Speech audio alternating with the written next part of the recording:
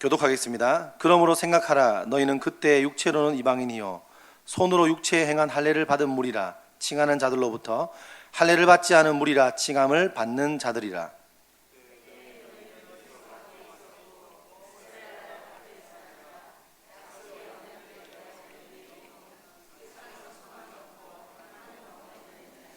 이제는 전에 멀리 있던 너희가 그리스도 예수 안에서 그리스도의 피로 가까워졌느니라. 화평이신지라 둘로 하나를 만드사 원수된 것 곧 중간에 막힌 담을 자기 육체로 하시고 법 조문으로 된 계명의 율법을 폐하셨으니 이는 이 둘로 자기 안에서 한 새 사람을 지어 화평하게 하시고 또 십자가로 이 둘을 한 몸으로 하나님과 화목하게 하려 하심이라. 원수된 것을 십자가로 소멸하시고 또 오셔서 먼 데 있는 너희에게 평안을 전하시고 가까운 데 있는 자들에게 평안을 전하셨으니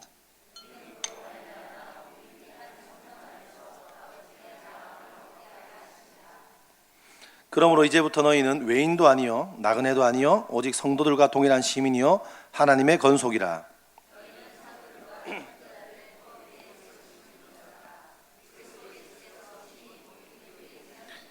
그의 안에서 건물마다 서로 연결하여 주 안에서 성전이 되어가고 너희도 성령 안에서 하나님의 거하실 처소가 되기 위하여 그리스도 예수 안에서 함께 지어져 가느니라.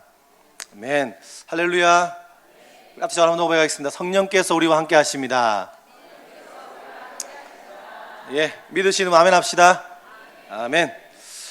여러분, 전 세계에 어쩌면 가장 큰 문제 중에 하나는 난민들과 망명자들에 대해 처한 공경입니다.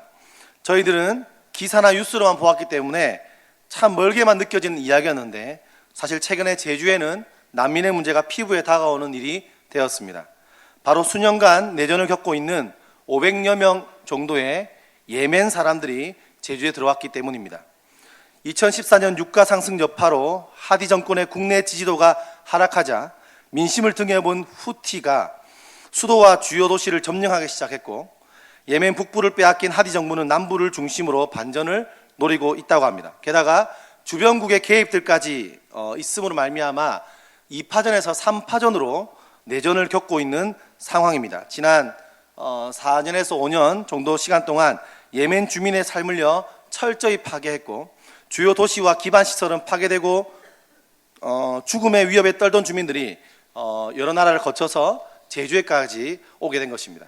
제주에 온 압둘람이라는 청년이 이렇게 말합니다. 하루에도 몇 번씩 민간인 지역에 폭탄이 떨어진다. 전기가 끊긴 지는 오래고 물도 음식도 부족한 처지다. 평범한 일상을 보내는 것조차 불가능하다라고 말했습니다. 여러분, 피난행에 오른 예멘인들은 한국 사회에서 잘해준다라는 소문을 듣고 무비자 제도를 이용해서 제주도에 들어오게 된 것입니다. 이에 관해서는 사람들마다 다양한 생각들을 하게 되는 것 같습니다. 이슬람에 무비자로 들어온 그들 때문에 제주도의 치안에 대한 우려를 표하거나 무슬림이라며 그리고 IS 동격으로 취급하여 청와대 게시판에 예멘 난민 유입 반대 서명을 내기도 하는 사람들도 있습니다. 또 한편으로는 시민단체들과 종교단체들이 그들을 보호하고 그들을 위한 구호 물품을 전해주고 육지에 있는 많은 사람들이 와서 그들을 위해서 섬기는 것들을 또 보게 됩니다. 이런 난민들을 받아들인 나라들은 심한 고통을 받았던 그들에 대해 연민을 느끼지만 동시에 자신의 공동체에 대한 부담감과 관용과 인내심에 대한 압박감을 느끼는 것도 사실일 것입니다. 여러분, 이러한 제주에 있는 일이니까요. 이러한 난민들이 만약 자신의 나라에 돌아갈 수 없을 때는 아마도 무엇보다 그들이 원하는 것은 삶을 추스리고 가정을 다시 세울 수 있는 새로운 공동체 안에 속하는 것일 겁니다. 그렇게 속했다는 결정적인 표지는 그들이 택한 그 나라에서 살 방법이 생기는 것이고 그들이 가장 자랑스러워하는 소지품은 아마도 여권이나 신분증 같은 것을 가지게 될 때일 것입니다. 마침내 그들은 고개를 꼿꼿이 들고 새로운 정체감을 그 나라 안에서도 갖게 되는 것이겠죠. 고향에 돌아가면 좋지만 그렇지 않더라도 이곳에서 새로운 인생을 살게 되고 이곳에 속해 있음을 인지하는 것은 어쩌면 너무나 그들에게는 중요한 일일 것입니다. 오늘 난민에 대한 이야기를 제가 쭉 하려는 건 아니고요. 이것이 바로 오늘 2장 중반에서부터 말하는 이방인 그리스도인들의 처지라고 바울은 오늘 이야기하고 있습니다. 예전에 그들은 한 분이신 참 하나님의 가족인 이스라엘의 견주면 외국인이었습니다. 그리고 그들은 외부인이었습니다. 그들은 이제 어떻게 되었습니까? 그들은 바울의 표현대로 하면 그들은 한 가족이 되었습니다. 그것은 그들이 이스라엘 민족처럼 할례를 받았기 때문이 아닙니다. 어떠한 할례나 어떠한 노력을 했기 때문이 아니고 그들이 한 가족이 된 유일한 이유는 뭐였냐? 예수 그리스도의 십자가로 인해서입니다. 13절은 말합니다. 이제는 전에 멀리 있던 너희가 그리스도 예수 안에서 그리스도의 피로 가까워졌느니라. 믿으시는가요? 예수님은 십자가로 그들을 화목케 하심으로 평화를 선포했습니다.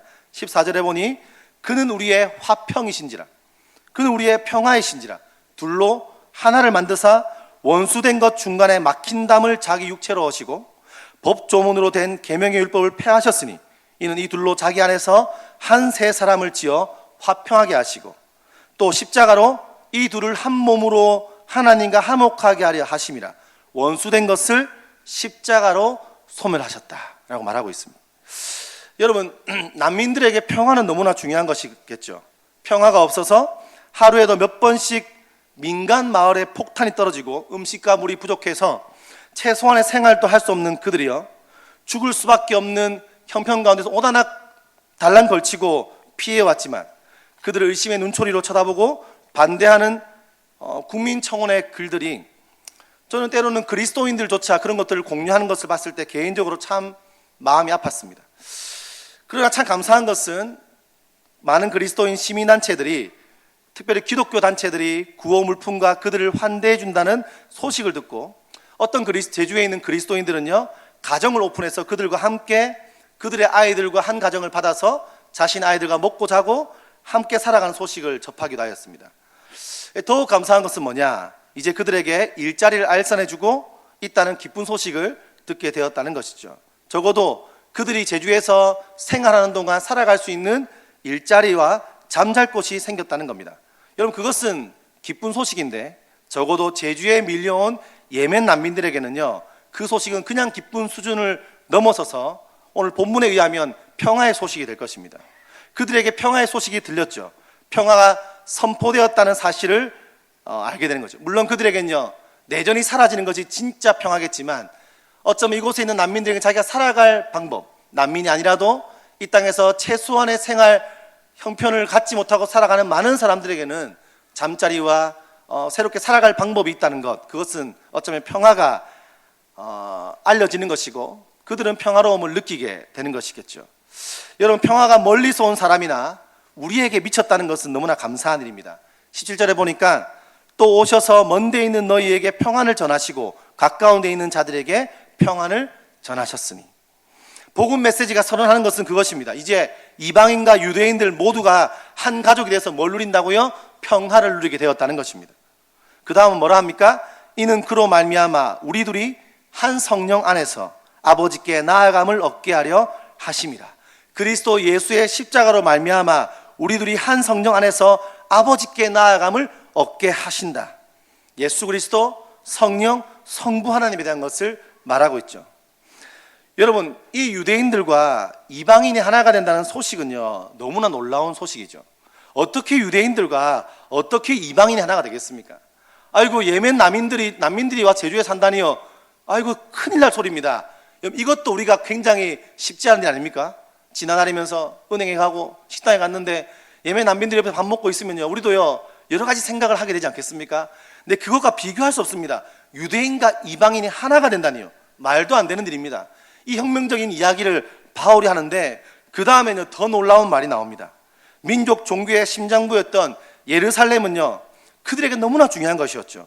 전 세계에 뻗어있는 유대인들이 명절 때마다 찾아오는 순례 성지였고 기념 행사와 축제가 열리는 장소이며 정치, 사회, 음악, 문화의 중심지였습니다. 이것은 바로 하나님께서 이스라엘의 야훼 하나님이 바로 그것에 거한다, 구약에서 약속했기 때문에, 내가 그 예루살렘의 성전에 있다라고 약속했기 때문에 그들은 믿었습니다. 그곳은 바로 땅과 하늘이 만나는, 하나님이 거하는 장소, 그것이 바로 성전이었습니다. 근데 오늘 바울은 말합니다. 그것 진짜 성전 아니라는 거예요. 하나님이 새 성전을 짓고 있다는 거예요. 하나님께서 새 성전을 짓고 있는데 그 성전이 누구냐면 바로 건물이 아니라 사람이라는 겁니다. 바로 너희들이라는 거예요. 바로 그냥 너희가 아니고 하나된 이방인과 유대인들이 하나된 공동체, 너희가 바로 성전이다 라고 선언하고 있다는 것이죠. 그래서 너희들은 한 시민이고 또 좁게는 한 권속이고 한 가족이기 때문에 그의 안에서 건물마다 연결돼 가면서 주 안에서 한 성전으로 되어갈 것이다 라고는 바울은 놀라운 이야기를 하고 있는 것입니다. 여러분, 이 바울이 시사하는 바는 무엇입니까? 바로 교회는 건물이 아니라 사람이라는 것입니다. 동의를 별로 안 하신 것 같은데 처음 다시 하겠습니다. 오늘 이 바울이 시사하는 바는 무엇입니까? 바로 교회는 건물이 아니라 사람이라는 겁니다. 감사합니다. 네. 교회는 건물을 지칭하는 것이 아니라 한 가족된 공동체, 이곳에 모인 옆에 있는 분들 한 공동체가 바로 교회고 성전이다, 바울은 말합니다. 여러분, 그것은 엄연한 사실이죠. 우리가 아는 것처럼 오순절 성령의 부으심의 결과는요, 영광스러운 교회의 탄생이었습니다. 새 언약의 실현으로 이루어진 새로운 하나님의 거처요, 성전으로서의 교회가 탄생했습니다. 신약교회는 성령 강림의 첫 열매이며 처음부터 성령 충만한 공동체로 출범하였음을 우리는 알고 있습니다. 레온 모리스의 말대로 교회는 오순절에 일어난 사건과 단절될 때 더 이상 참된 의미에서 교회가 아니다. 오직 교회가 성령으로 충만해야만 진정한 의미의 교회다 라고 말씀했던 것은 어쩌면요, 굉장히 맞는 말인 것이죠. 성령 충만은 교회의 가장 중요하고 근본적인 특징이 된다는 거예요. 참된 교회는 성령의 충만이 임재하시는 성령의 전인 줄 믿습니다. 사랑하는 여러분, 바울은 에베소서 5장에서 이렇게 말하죠. 술 취하지 말라. 이는 방탕한 것이니 오직 성령의 충만을 받으다 라고 합니다. 받으라. 이 의미는요, 이런 교회적인 맥락에서 해석해야 됩니다. 바울은 에베소서 2장에서 교회를 주 안에서 성전, 성령 안에서 하나님의 거하실 처소로 보고 있습니다. 여기서 우리는 바울이 도입한 이 성전 이미지를 통해서 바울의 성령의 이해가 곧 구약 성령론의 토양 속에 깊이 뿌리내리고 있음을 볼 수 있죠. 바울에게 있어서 교회 안에 성령의 임재하심은 곧 성전 안에 하나님의 영광이 충만한 구약 모티브를 말하고 있는 것입니다. 하나님은 말세에는요, 손으로 만든 장막이나 성전을 통해서가 아니라 친히 성령으로 우리 가운데 임재하시겠다는 새 언약의 성취인 것을 오늘 바울은 신약에서 그들에게 편지를 쓰고 있는 것입니다. 이렇게 교회를 새 언약의 실현으로 이루어진 새로운 성전으로 보는 관점에서 바울은 교회가 하나님의 임재로 충만해지고 더 나아가 만물 안에 하나님의 영광이 충만해지는 종말론적인 비전을요, 강하게 선포하고 조명하는 것이죠. 그는 특별히 이 충만이라는 단어를 그리스도의 몸, 성전이라는 교회의 이미지와 연관시켜서 멋지게 새롭게 표현함으로써 교회의 전 우주적인 사역의 특성을 부각시키고 있습니다. 그래서 교회를 그리스도의 몸으로서 만물 안에서 만물을 충만케 하시는 이의 충만이라고 에베소서 1장에서 말하는 것이죠. 교회는 그의 몸이니 만물 안에서 만물을 충만하게 하시는 이의 충만함이니라. 여러분, 교회가 만물을 충만케 하시는 그리스도로 충만할 때 만물을 새롭게 하시고 회복하는 우주적 사명을 우리는 수행할 수 있는 줄 믿으시기를 바랍니다. 바울은 교회를 그리스도로 충만할 뿐 아니라 하나님으로 충만한 성전으로 보았습니다. 그래서 그는 교회가 하나님의 모든 충만으로 충만해지기를 에베소서 3장 19절에서 이렇게 기도합니다. 그 너비와 길이와 높이와 깊이가 어떠함을 깨달아 하나님의 모든 충만하신 것으로, 하나님의 모든 충만하신 것으로 너희에게 충만하게 하시기를 구하노라. 바울은 감옥에서 간절히 기도하는 거예요. 충만해야 된다. 그 너비와 길이와 높이와 깊이가 어떠함을 깨달아 하나님의 충만하신 것으로 너희에게, 누구에게? 교회 공동체에게, 너희에게, 성전에게 하나님이 거하시는 처소에 충만하게 하시기를 구한다 라고 기도하는 것이죠. 또한 더 나아가서 교회가 술로 충만하면 안 되고, 다른 것으로 충만하면 안 되고, 명예와 탐욕으로 충만하면 안 되고, 건물을 삐까뻔쩍하게 짓는 것으로 충만하면 안 되고, 성령으로 충만해야 된다 라고 에베소서는 말하고 있습니다. 결국 무엇을 말합니까? 교회는 하나님과 그리스도와 성령이 충만히 거하시는 성전이라는 것입니다. 따라서 오순절 성령의 충만으로 말미암아 삼위 하나님께서 충만한 성전으로서의 교회가 탄생한 것이죠. 에베소 교회는 바로 그런 것입니다. 교회는 성령 안에서 삼위 하나님께서 임재하는 공동체이며 삼위 하나님의 우주적 통합의 경륜을 이어져가는 새 언약의 백성들이 모인 공동체입니다. 삼위 하나님께서 통치하시는 하나님의 나라가 부분적으로 실현되는 것이 바로 교회 공동체, 천국 공동체인 것이죠. 여러분의 삶과 여러분의 가정과 우리의 모든 교회 안에 그 간헐적인 하나님 나라의 통치가, 성령의 역사가 임하기를 소망합니다. 우리가 그 소망을 구하고 기도하지만 사실 현실을 좀 바라보십시오. 한국교회 현실을 바라보십시오. 어떠합니까? 성령으로 충만하나요? 저도 금요기도 때 부흥을 이야기하면서 성령에 있었던 과거의 성령의 충만한 역사와 결과를 많이 설명했지만 우리의 마음에는 현실이 눈에 보이게 되어 있습니다. 여러분, 한국교회가 사랑으로 충만합니까? 삼위일체 하나님의 일체함과 하나됨의 역사가 한국교회 안에 많이 있는 것 같습니까? 사실 현실은 그렇지 않습니다. 얼마나 많은 교회가 깨어지고 있습니까? 교단 현실, 교회 역사의 현실은요, 사실은요, 분열의 역사였습니다. 지금도 사탄은요, 교회를 분열시키고 있고 교회는 끊임없는 분열이 일어나고 있습니다. 여러분, 이런 현실 속에서 우리가 알게 되는 것은 무엇일까요? 이런 현실 속에 우리는 이 말씀을 어떻게 받아들이고 어떤 위로를 경험하고 어떠한 기도를 할 수 있습니까?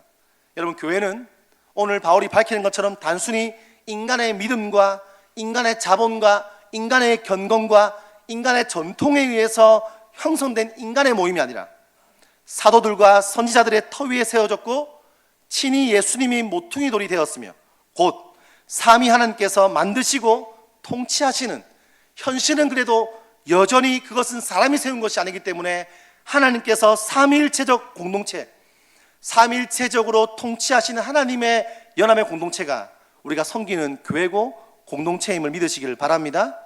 여러분, 현실은 동떨어져 있지만 20절 말씀에 너희는 사도들과 선지자들의 터 위에 세우심을 입은 자라.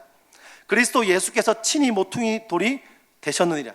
그의 안에서 거물마다 서로 연결하여 주 안에서 성전이 되어가고 너희도 성령 안에서 하나님의 처하실 처소가 되기 위하여 그리스도 예수 안에서 함께 지어져 가느니라.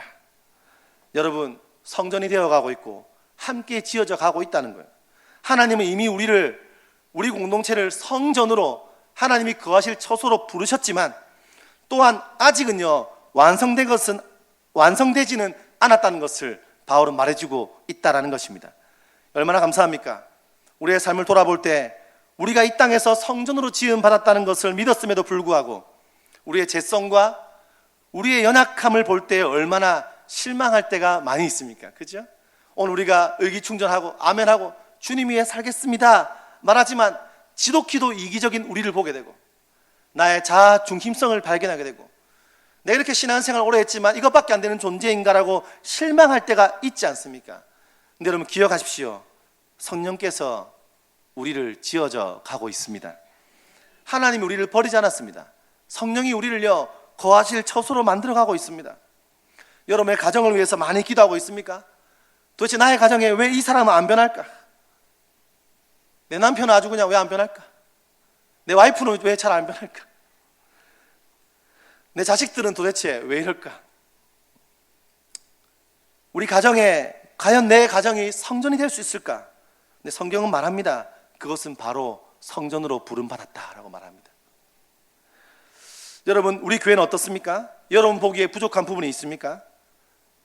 여러분, 이 한국 교회 안의 현실 속에 보면요, 사람에게 상처를 받고 그것 때문에 교회를 떠나가고 그들의 아픔과 어려움이 전달되고 들을 때마다 참 마음이 아프기도 하고 공감이 됩니다. 근데 여러분, 그런 생각이 들더라고요. 성도들은 쉽지 않잖아요. 교회를 한번 옮기는 게, 그죠? 그 교회에 어쩌면 10년, 20년, 30년 있는 게 기본인 것 같고 이사 가지 않는 이상은 웬만하면 쉽지 않잖아요.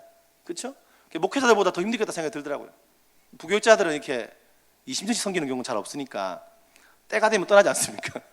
네, 재미가 없는데요. 네. 그런 생각을 해본 적이 있는데 이 성도님들 보세요. 교회 안에서도 가정도 마찬가지지만 맞지 않는 일이 있고 서로 이렇게 인사하기 싫은 사람들이 있고 그렇지 않겠습니까? 살면서 사람이 모인 공동체니까요. 근데 교회 안에 그런 것들을 우리가 보게 되고 연약함들을 발견하게 되지만 우리는 오늘 본문을 통해서 분명히 발견할 수 있습니다. 교회를 누가 지어갑니까? 성령 안에서, 그리스도 예수 안에서입니다. 이것은 바로 교회가 성화의 공동체임을 인식하는 것이죠. 교회는 세상과 구별된 공동체입니다. 믿으십니까? 성령은 교회를 세상에 존재하나 세상에 속하지 않은 거룩한 무리로 살게 하는 성결의 영으로 부르셨습니다. 성령은 교회를 죄와 세상에 대해 죽고 부활하신 그리스도와 연합하여 부활의 새 생명을 누리게 하죠. 그래서 교회는 또한 부활의 고백 공동체입니다. 부활의 능력은 마지막 날 우리의 육체가 부활할 때에만 체험할 수 있는 것이 아니라 성령님의 안에서 현재 우리의 삶에서도 누릴 수 있는 능력임을 믿으시기를 바랍니다. 그래서 바울은 말합니다. 1장 19절에서 믿는 자에게 베푸신 지극히 큰 능력은 그리스도를 죽은 자들 가운데서 다시 살리신 능력이다 라고 말하고 있다는 것입니다. 이 부활의 능력만이 우리 안에 역사하는 죄와 사망의 권세를 깨트리고 우리를 죄에서 해방하여 거룩한 새 사람으로 살 수 있게 한다는 것이죠. 성령으로 충만하는 것은 죄와 사망의 법에서 우리를 해방하는 생명의 성령의 법이 우리를 주관하는 것을 말하고 있는 것입니다. 우리가 부활을 고백하고 부활의 신앙을 말하지만 한국교회가 이렇게 무기력한 이유가 무엇일까요? 우리의 삶 속에서 부활의 생명력을 상실한 것은 아마도 어쩌면 우리 안에 성령으로 충만함이 없기 때문일 것입니다. 아니, 성령의 충만함을 진실로 구하지 않기 때문일 것입니다. 여러분, 그 성령은 우리를 죄와 사망의 법에서 해방하며 그와 동시에 죄로만 가진 우리를 영혼과 육체를 고쳐 창조 시에 하나님께서 보시기에 좋았던 그 만들었던 좋은 상태로 회복하신다는 사실을 여러분 믿으시기를 바랍니다. 성령은 우리를 해방시키십니다. 아멘. 풍성한 생명을 누리게 하십니다. 믿으십니까? 여러분들 다시 멋지고 아름답게 만들어 가십니다. 우리에게 능력을 덧입혀주는 것이 성령께서 하시는 일입니다. 성령은 새 창조의 영으로서 아담의 범죄함으로 인해서 부패한 옛 성품에 속한 이들을 그것을 다시 일으켜 세워 하나님의 형상으로 회복한 새 사람으로 변화시켜가는 것이 바로 부활 가운데 임한 성령의 능력인 줄 믿으시기를 바랍니다. 어디까지요? 우리를 어떻게 만들어 가십니까? 성령이 우리를 어떻게 끌어 가십니까? 바로 그리스도의 형상까지라고 성경은 말하고 있습니다. 우리 안에 그리스도의 형상에까지 이루어진대요. 그리스도의 형상에 닮은 모습의 구체적인 징표가 갈라디아서에 나와 있습니다. 오직 성령의 열매는 사랑과 희락과 화평과 오래 참음과 자비와 양성과 충성과 온유와 절제니 이 같은 것을 금지할 법이 없느니라. 그럼 다시 한번 읽어드릴게요. 오직 성령의 열매는 사랑과 희락과 화평과 오래 참음과 자비와 양성과 충성과 온유와 절제니 이 같은 것을 금지할 법이 없느니라. 잠시 여러분, 성령으로 부름받은 우리가 성령의 거룩한 새 사람을 입으면 우리에게는요 이런 구체적인 열매가 나오는데 여러분이 속한 것은 무엇인지 잠시 생각해 봅시다. 우리가 어떤 구체적인 징표와 열매가 있습니까? 사랑입니까? 희락입니까? 화평을 만드는 자입니까? 오래 참음, 자비, 양선, 충성, 온유, 절제. 몇 점인가요? 옆에 계신 분께 말씀 안 하셔도 괜찮습니다. 100점 하면은 더 분위기 이상해지고 10점에도 괜히 그렇습니다. 여러분, 우리가 점수가 몇 점쯤 될까요?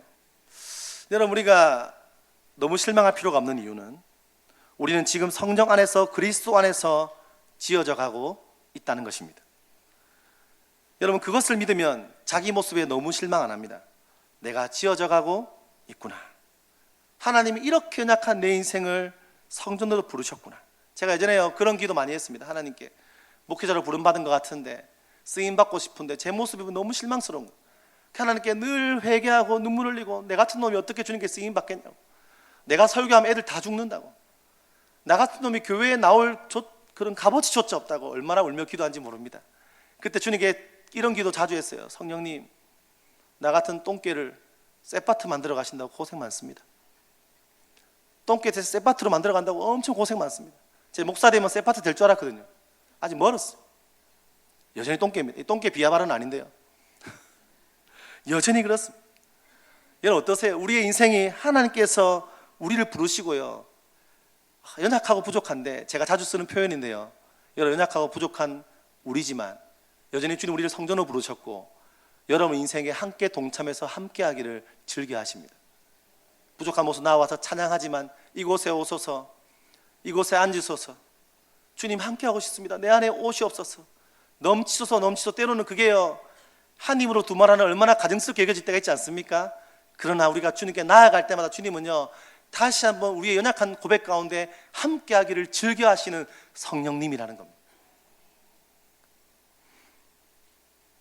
여러분, 사람들을 보면서, 옆에 있는 사람 보면서 너무 실망 안 합니다. 그렇죠? 이 사실을 믿으면 좀 부족해 보이지만 저분도 지어져가는 가정이구나. 우리 남편 보면서 이 화상이 언제 죽나 싶을 때도 있지만 하나님께서 우리 남편들을 지어져 가고 있습니다. 아멘 하시죠? 네, 우리 와이프들을 하나님이 그렇게 지어져 가고 내 자녀들을 하나님이 그렇게 만들어 가고 있습니다. 교회에서 아이고 집사님 왜 저래? 그래서 잡사라는 소리를 듣지. 도대체 목회자가 왜 저래? 교회 중직자가 왜 저래? 이런 관점에서 관점이 뒤바뀝니다. 그들 역시 나와 함께 한 세 사람으로 공동체 안에서 우리가 연약하지만 서로 지어져 가고 있구나. 우리 교회 많이 쓰는 표현이 뭡니까? 뭐 중이죠? 공사 중입니다. 굉장히 교육을 잘 받으셨습니다. 여러분, 목회자들이요 이런 게 있거든요. 어디 가서 집회 가서요, 설교 가서 모든 거 할 수 있는 거 전부 다 막 쏟아붓고 1시간 반씩 설교 빡 하고 막 이렇게 오면요 집회 쉽습니다. 인기도 많아요. 애들이 오늘 설교 너무 좋았어요. 목사님 막 문자가 와요. 목사님 설교 한 편 듣고 제 인생이 바뀌었어요. 막 으쓱합니다. 내가 이런 사람이었구나 이러면서. 그러면서 매주 만나는 우리 중고등부를 딱 만나면요 바로 겸손해집니다. 교만해질 수가 없습니다. 애들 딱 보는 순간. 제가 밖에 나가서는 애들한테 농담을 이렇게, 내가 이래봬도 인기 있는 목사인데 애들이 그랬어요 이렇게. 우리 요한이가 부요한 학생이 포항으로 가지 않았습니까? 한동국제학교라고 아이들 한 몇백 명 되는 학교입니다. 제가 그 집회에 설교하러 갔거든요. 그러니까 요한이가 딱 앉아 있더라고요. 평소에 요한이가 저 아는 척도 잘 안 했는데 그래도 제주도에 있는 목사님이 딱 와갖고 설교하니까 앞에 중간에 딱 앉아갖고 집중해 듣고 막 어깨 뽕이 들어간 느낌이 들었어요. 오랜만에 제가 목사 역할을 하는구나. 간식을 한 봉지 다 갖다 주고 왔는데, 근데 여러분 제가요 그렇게 하는 건 쉽지만 와서 우리 아이들 일상에서 아이들을 만나고, 그리고 제가 학교 하지 않습니까? 학교에서 애들 매일 만나면요, 학교는 더 합니다. 우리 교회 애들이야 일주일에 2번 만나지만 매일 만나니까 애들이 뭐 고마움도 없고 내가 사서 이 고생을 왜 했나 이런 말이 입에서 나올 때가 있어요. 제가 중고등부 사역 12년 차지만 쉬운 게 아무것도 없더라고요. 내가 도대체 이제 중고등부 사역 그만할 때 된 것 같다. 이제 작년 사역을 좀 할 때가 된 것 같다. 허진열 목사님 아시죠? 허진열 목사님이 청년 사역 하다가 우리 교회에서 작년 사역 하지 않았습니까? 그러니까 자기는 청년 사역을 하겠다 의기충전해서 갔습니다. 한 2년 정도 하시더니 이렇게 말하는 거예요.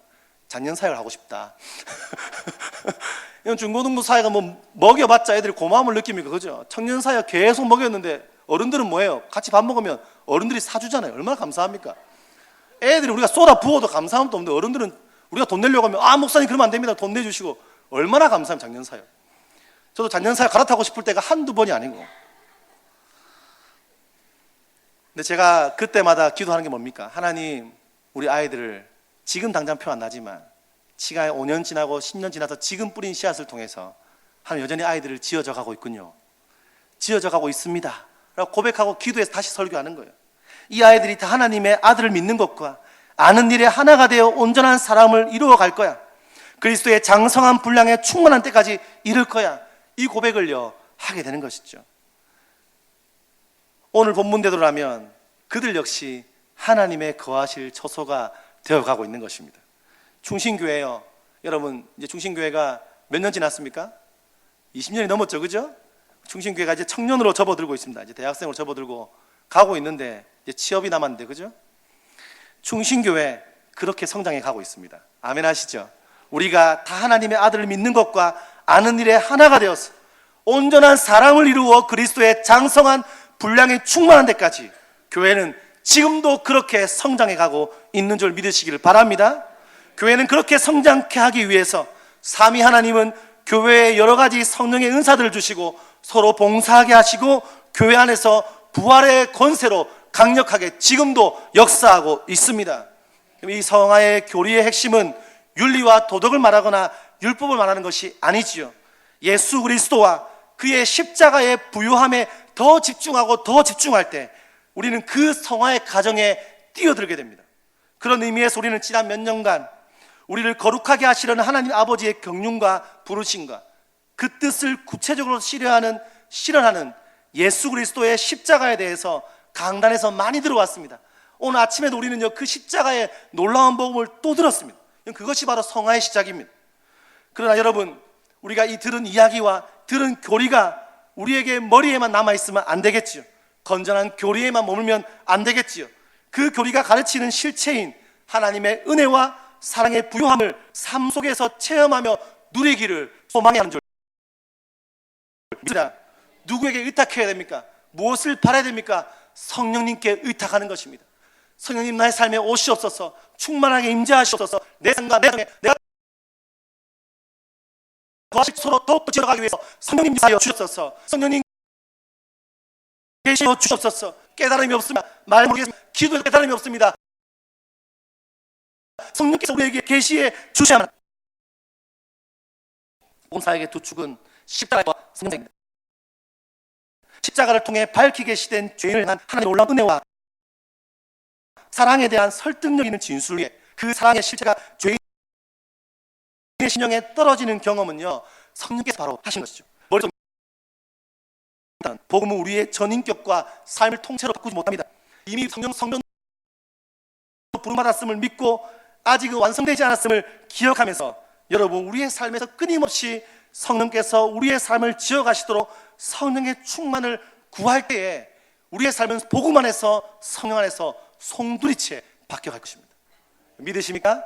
여러분, 그런 한 주가 되어지기를 축복합니다. 우리가 큰 행사를 교회에서 준비하고 있죠. 전 교계에서 에스폴로 2018 단순히 한 번의 행사로 끝나면 안 될 줄 믿습니다. 무엇을 구합니까? 지금 새벽으로는 그곳에 성령이 임재해야 됩니다. 아멘. 임재하는 집회로만 끝나면 안 됩니다. 그들이 집회가 끝나고 삶의 자리에 돌아갔을 때 성령이 증거하시는 역사를요, 체험하고 나누는 사람으로, 흘려보내는 사람으로 쓰임 받아야 될 줄로 믿습니다.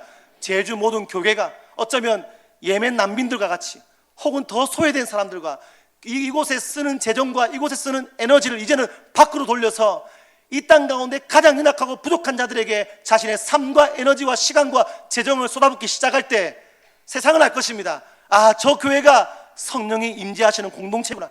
아, 저 교회가 지어져 가고 있구나. 중심교회가 저렇게 하나님이 원하시는 성경이 말하는 공동체로 지어져 가고 있구나. 알게 될 것입니다. 교회도 여러분도 마찬가지입니다. 그런 한 주가 되어지시기를 축복합니다.